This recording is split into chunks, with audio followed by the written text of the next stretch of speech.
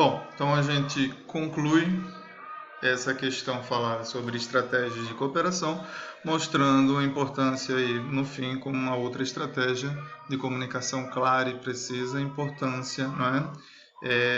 De ajudar as partes a se entenderem, uma vez que as diferenças, né, dos papéis sociais, de visões de mundo, a parte informal da cultura, individual da cultura, faz com que os lados, os atores sociais, tenham posições, entendimentos diferentes.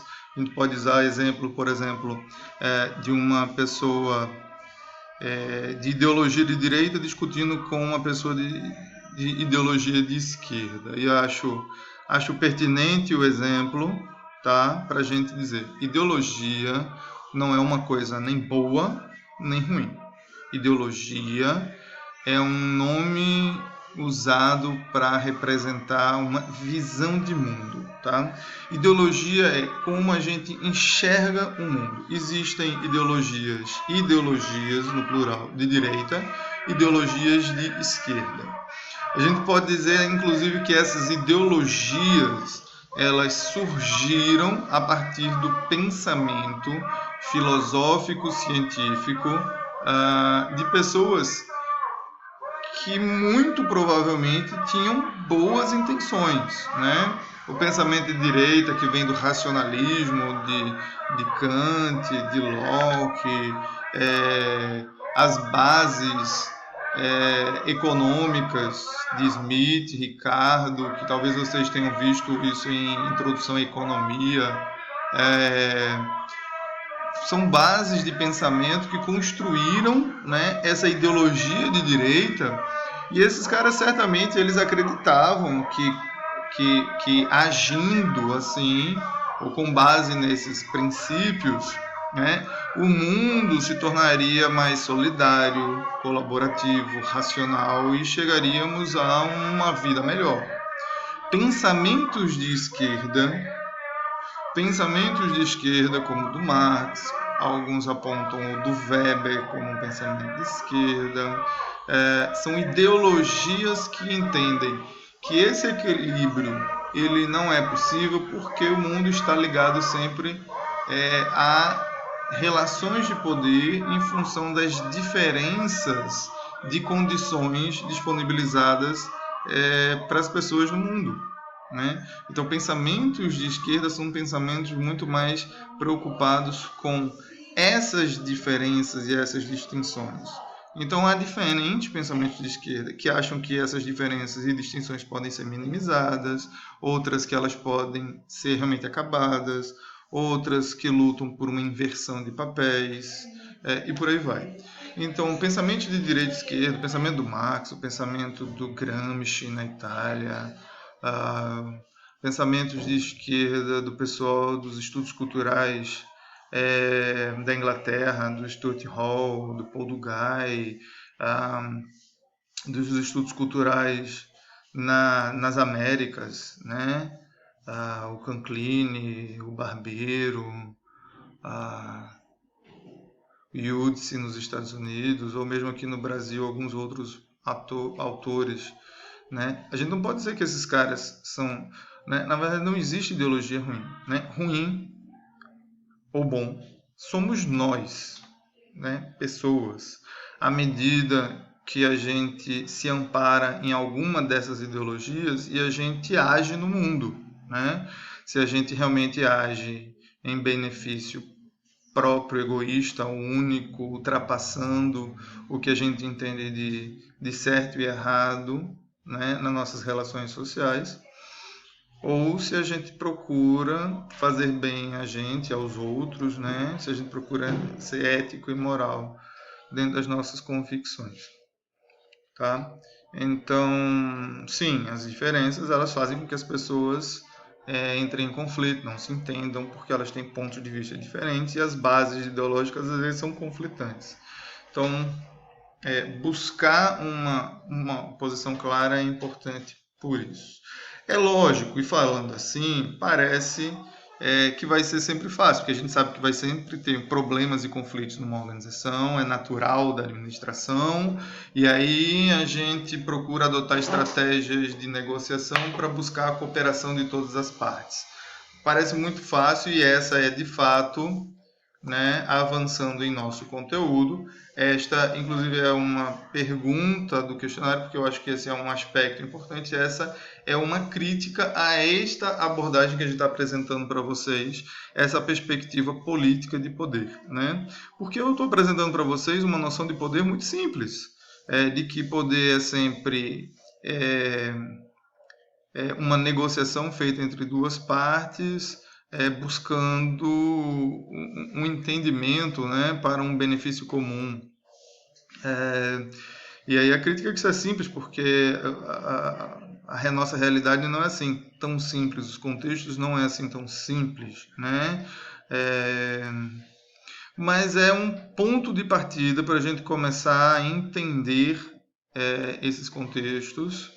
E é um ponto de partida para a gente conseguir enxergar como é que funcionam as relações dentro das organizações e provocar em vocês mais um amadurecimento para ter esse cuidado, esse olhar, né, dentro dessa lógica de relações, dessas relações interpessoais que vão acontecer em diferentes níveis.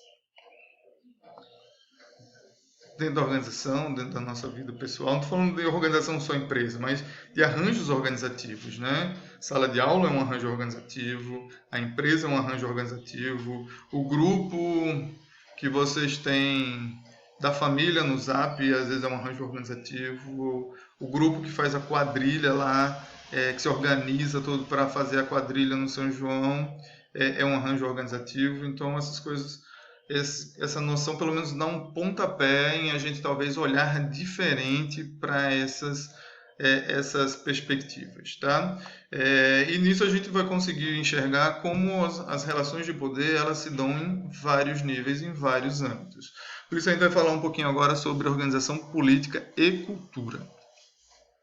Né? A gente falou, eu acho que lá na introdução da aula, quando eu falei que a gente passou por cultura organizacional, né, a gente lembra vocês que cultura organizacional foi visto como uma estratégia que pode ser usada. Uma empresa pode elaborar uma cultura organizacional como forma de regular, de controlar as pessoas, né, dentro dessa organização. E isso é um exercício de poder, criar uma cultura para normatizar, olha, aqui dentro dessa empresa funciona assim, se você quer trabalhar aqui dentro e ter o seu salário e ter os seus benefícios, você vai ter que entrar neste eixo, né? Então essa é uma forma de relação de poder, você entender que existe essa lógica, né? Que existe aí todo um desenvolvimento organizacional. Aí, por outro lado, essa cultura formal tenta regular as pessoas, mas, por outro, se estabelece uma cultura informal à medida que a gente tem diferentes atores sociais com visões de mundo, que uma organização tem uma influência dos ambientes externos, né? E aí, esse desenvolvimento organizacional, essa mudança que é contínua, às vezes planejada, às vezes simplesmente as coisas vão mudando, mas o ideal é que dentro de uma lógica de organização as mudanças estejam sempre planejadas, ou seja, a cultura organizacional ela vai se adaptando, se atualizando. Isso é importante, isso é um aspecto importante a ser percebido, sobretudo para aqueles que exercem papéis de liderança, de gestão, de suporte, né, às pessoas. O pessoal do RH gosta muito dessas coisas.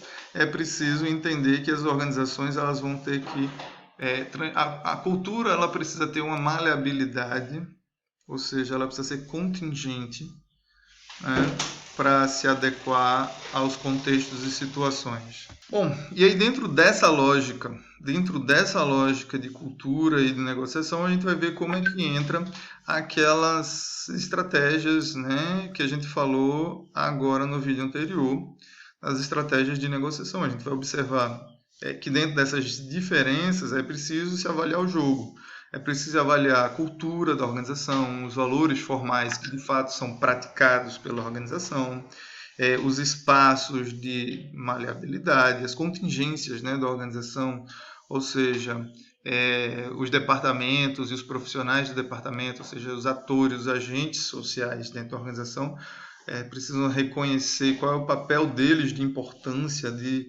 né, aqueles que são mais importantes, eles têm maior peso de argumentar, de negociar, né, de ver quais são as possibilidades. E aí a gente observa como a cultura é o ponto de partida, né, a cultura organizacional é o ponto de partida para regular as pessoas, mas também para surgir as incoerências e os conflitos, né? Então, como é preciso se avaliar constantemente se essa cultura organizacional pode ser ajustada, ou se é preciso ajustar ou procurar trabalhar a seleção das pessoas para se ajustarem melhor, né? Isso sob uma perspectiva mais funcional de organização, né? Se há essa possibilidade ou se há uma possibilidade de negociação maior conforme a importância de cada profissional dentro dessa organização. Fora isso, a gente acaba até ficando meio preso àquela lógica, àquela metáfora das peças, né, de uma máquina ou dos órgãos de um organismo, que é uma metáfora ruim, né, porque fica parecendo que as pessoas são descartáveis e a organização ela é mais importante do que as pessoas. E a organização é só um construto, é uma ideia, uma coisa que a gente construiu para dizer, olha, a vida da gente é trabalhar dentro de uma empresa. E não é isso, né? Empresas poderiam ser tomadas, destruídas e assim, podia ter uma manifestação. Mas não, a gente não vive tempos de barbárie. Ainda não. Né? Então a gente se estabeleceu que organizações são empresas que precisam dar lucro, a gente precisa vestir a camisa. Essas coisas precisam ser trabalhadas, isso já é uma forma, né, de relações de poder. Acho que para a gente chegar no finalzinho, então a gente vai ver também que essa coisa da negociação,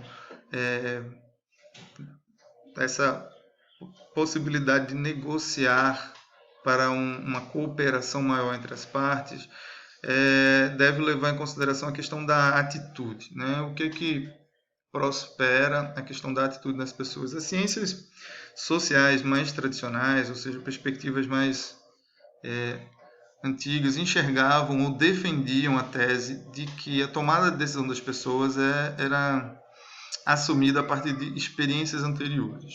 Ciências cognitivas, né, a psicologia cognitiva também fala sobre isso a respeito do aprendizado. Os nossos comportamentos sociais eles são baseados nas nossas experiências anteriores. Então você vê uma criança que corre, cai, tropeça e tal.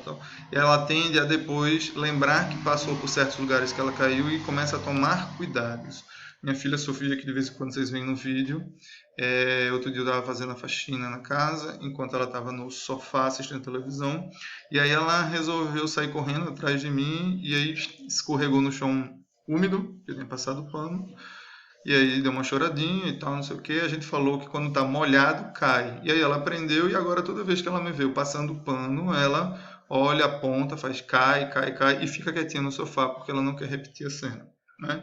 Mas abordagens mais recentes sobre política de poder enxergam um pouco diferente. Enxergam que as tomadas de decisões elas também sofrem uma forte influência sobre as perspectivas de ganho. Então, quando a gente enfatiza nas nossas negociações a possibilidade do que se pode ganhar e se esse ganho parece interessante, por outro lado, há uma possibilidade maior das pessoas se motivarem a ter uma atitude de cooperação dentro das organizações, né? Então, isso é uma postura importante para se considerar na hora de se fazer um planejamento de como negociar, né? E tentar fomentar a cooperação de todos os lados. Bom, e aí, por hora é isso, a gente encerra assim a aula de hoje. Como a gente já vai dar os 15 minutinhos de vídeo, eu não sei se eu gravo mais um bem rapidinho, só para falar um pouquinho da próxima aula, ou se fica por aqui mesmo. Mas, como eu já disse no comecinho, Além desses vídeos, a gente anexou aí os textos para vocês lerem, uma atividade para vocês reforçarem. Cuidem de vocês.